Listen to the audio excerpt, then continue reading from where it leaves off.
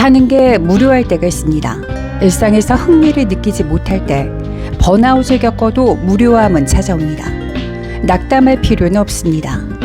무료하다는 감정은 삶에 자극이 필요하다는 시그널일 수도 있기 때문입니다. 자극이 될 수 있는 책을 소개합니다. 촉망받는 36 젊은 의사의 마지막 순간을 기록한 책입니다.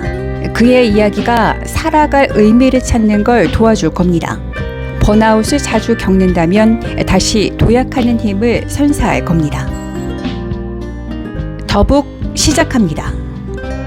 책 숨결이 바람들 때는 36 젊은 의사 폴 칼라니티가 남긴 2년간의 기록입니다.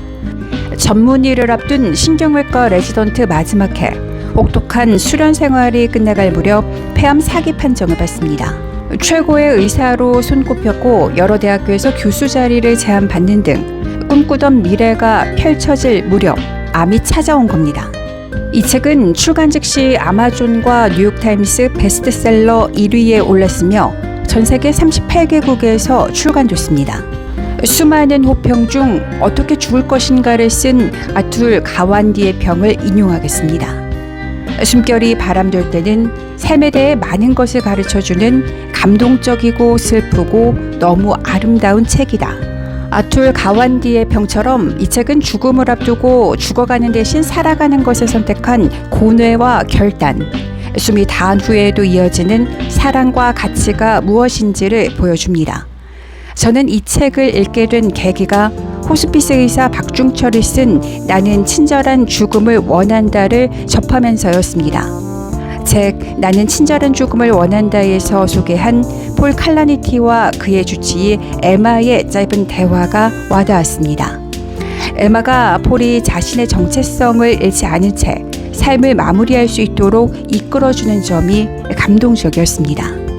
주치의와 환자 사이의 깊은 존경과 신뢰도 이상적으로 느껴졌습니다. 잘 나가는 의사였고 자신도 죽음의 문턱에서 많은 환자들을 구해냈기에 비록 암 치료를 받고 있다고 하더라도 주치의에게 모든 걸 맡기기란 쉽지 않았을 것이라는 생각도 들었지만 폴은 겸손했습니다. 그리고 의연했습니다. 모든 걸 겸허하게 받아들이고 남은 시간에 자신이 어떤 정체성으로 삶을 마무리할지에 집중합니다. 폴이 이런 초인적인 모습을 보이기까지 인간적인 고민, 고뇌하는 모습도 이 책에 담깁니다. 시한부 판정을 받았을 때 치료 중에 레지던트 과정을 마무리하면서 의사로서 마지막 수술을 성공적으로 마쳤을 때 오열합니다. 더없이 치열하게 살아왔기에 억울하고 참담했을 겁니다. 꿈꾸던 것들이 현실화하려고 하니 죽음이 부릅니다. 그의 마지막 정체성, 작가로서 써내려간 글, 지독한 피로감 속에서 어떻게 이런 글이 나올 수 있을까 생각하다가도 치열한 삶을 살아온 저자로서는 가능하다는 생각이 들었습니다. 치료 부작용으로 손끝이 갈라져 노트북을 사용하기 많이 불편했다는 걸 에필로그에서 그의 아내가 밝혀 알게 됐습니다. 죽을 힘을 다해 써내려간 글에 독자들은 시간 가는 줄도 모르고 빠져듭니다. 이 책에는 두 개의 시각이 공존합니다. 생사의 경계에 있는 환자들을 돌보는 신경외과 의사, 또 시한부 판정을 받은 환자로서 바라보는 죽음을 다뤘습니다. 그는 의사 겸 과학자로서 쌓은 경험이 환자인 자신에게 별로 도움이 되지 않는다는 걸 깨닫습니다. 죽음을 앞뒀지만 언제 죽을지 모르는 상황에서 그에게 중요한 건 아내와 자신이 아이를 가져야 할지, 생명이 꺼져가는 동안 아이를 양육하는 게 어떤 의미인지, 어떤 일을 하면서 삶을 마무리하는 게 정체성을 지키는 것인지 본질적인 것들이었습니다. 예전에 자신이 죽음을 앞둔 환자들에게 삶을 가치 있게 만드는 게 무엇인지 깨닫게 해줬던 기억을 떠올립니다. 이 책은 죽음이 다가오고 있지만 여명이 몇 년일지 몇 달일지 모르는 상황에서 겪는 혼란, 어떤 것에 무게를 두고 어떤 속도로 나아가야 할지 생각하게 해줍니다. 저자는 들쑥날쑥한 치료 경과 앞에서 남은 생을 의사로서 마무리해야 할지, 책을 쓰며 정리해야 할지, 아내와 아이를 가져 양육에 힘써야 할지 고민이 컸습니다. 모든 게 불투명한 상황이었습니다. 저자는 희망의 끈을 놓지 않습니다. 사무엘 베게트의 구절을 떠올립니다. 나는 계속 나아갈 수 없어. 그래도 계속 나아갈 거야. 죽어가고 있더라도 실제로 죽기 전까지는 여전히 살아있다면서 레지던트 과정을 마칩니다. 말기 암 판정을 받고도 절망하지 않고 의사로서 병원으로 돌아가는 모습은 큰 감동을 자아냅니다. 이 책은 처음부터 끝까지 정체성이라는 화두를 가지고 끌고 갑니다. 저는 그가 정체성을 지키기 위해 노력했고 시간이 얼마 남지 않은 상황에서는 어떤 자세로 정체성을 지켰는지를 이야기하고 싶습니다.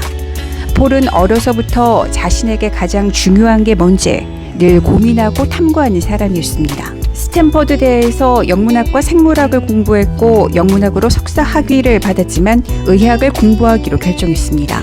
문학과 철학, 과학과 생물학에 깊은 관심을 가졌던 그로서 이 모든 학문의 교차점에 있는 의학을 공부하고 싶어서였습니다. 생리적, 영적으로 인간을 이해하고 싶은 마음에 의사가 됐고 신경외과로 전공을 정했습니다. 신경외과 의사가 집도하는 뇌수술은 인간의 본질인 뇌를 조작하며 뇌수술을 받은 환자와 대화할 때는 정체성 문제와 직면할 수밖에 없다고 설명합니다. 뇌수술은 환자와 가족에게 극적인 사건으로 단순히 사느냐 죽느냐가 아닌 어느 쪽이 살만한 가치가 있는가를 생각해야 한다는 것이죠. 가령 몇 달 더 연명하는 대가로 말을 못한다면 어떤 선택을 할 것인가? 발작을 멈추게 하려다 오른손을 못 쓴다면 어떻게 해야 할까? 환자에게 계속 살아갈 만큼 인생을 의미 있게 만드는 것은 무엇인가? 신경성 질환을 겪는 환자와 가족은 이 질문에 답해야 한다고 저자는 강조합니다. 그는 신경외과가 가장 도전적으로 또한 가장 직접적으로 정체성 그리고 죽음과 대면하게 해줄 것 같았다고 이야기합니다. 그의 의사로서 소명과 정체성은 읽는 내내 엿볼 수 있었습니다. 레지던트로서 꿈꾸었던 가장 높은 이상은 환자의 목숨을 구하는 게 아니라 환자와 가족이 죽음이나 질병을 잘 이해하도록 돕는 것이라고 말한 부분은 시사하는 바가 큽니다. 특히 의사를 꿈꾸는 이들이 곱씹어봐야 할 대목이라고 생각합니다. 환자의 정체성을 언급한 부분도 인상적이었습니다. 수술을 결정할 때 환자가 누구인지, 환자가 무엇을 소중히 여기는지 의사의 깊은 이해가 필요하다는 겁니다. 혹시 모를 수술 합병증이나 부작용이 환자가 업으로 삼고 있는 일이나 큰 가치를 두고 있는 일을 수행할 때 영향을 끼칠 수 있는지 깊게 고민한 흔적으로 읽혔습니다. 이 책은 특히 의대생들이 읽어봐야 한다고 강조하고 싶습니다. 폴은 레지던트 과정을 수료한 후 전문의로 일할 수는 없었습니다. 병은 그를 벼랑 끝으로 몰았습니다. 의사라는 정체성을 내려놓고 이제 무엇을 해야 하나? 고민에 빠질 때마다 주치 에마의 목소리가 들렸습니다. 자신에게 가장 중요한 게 뭔지 찾아내야 한다고. 저자는 그런 고민을 하면서 의사의 정체성과 관련해 깨달은 게 하나 있다고 털어놓았습니다. 의사의 의무는 죽음을 늦추거나 환자에게 예전의 삶을 돌려주는 게 아니라 삶이 무너져버린 환자와 가족이 다시 일어나 실존적 상황을 마주보고 이해할 수 있을 때까지 돕는 것이라고. 에마는 자신의 옛 정체성을 되돌려주지는 않았지만 대신 새로운 정체성을 형성할 수 있는 능력을 지켜줬다고 저자는 이야기합니다. 새로운 정체성이 뭔지 깨닫습니다. 그리고 이 책을 써내려 갑니다. 암이 시간뿐만 아니라 기력까지 빼앗는 상황에서도 쓰고 또 씁니다. 그는 연명 의료를 거부한 채 사랑하는 사람들 곁에서 마지막 숨을 거둡니다. 그가 생을 마치기 몇 달 전 딸이 태어납니다. 이 책은 딸에게 하는 말로 마무리됩니다. 내가 어떻게 살아왔는지, 무슨 일을 했는지, 세상에 어떤 의미 있는 일을 했는지 설명해야 하는 순간이 온다면 바라건대 내가 죽어가는 아빠의 나날을 충만한 기쁨으로 채워줬음을 빼놓지 말았으면 좋겠구나. 의사로서 많은 환자들의 목숨을 구해냈던 저자는 세상을 떠난 후에 다른 방식으로 사람들을 살려내고 있습니다. 그가 남긴 책은 절망과 우울, 무기력 속에 있는 사람들을 일으켜 세우고 살아갈 힘을 주고 있습니다. 지금까지 더 북이었습니다.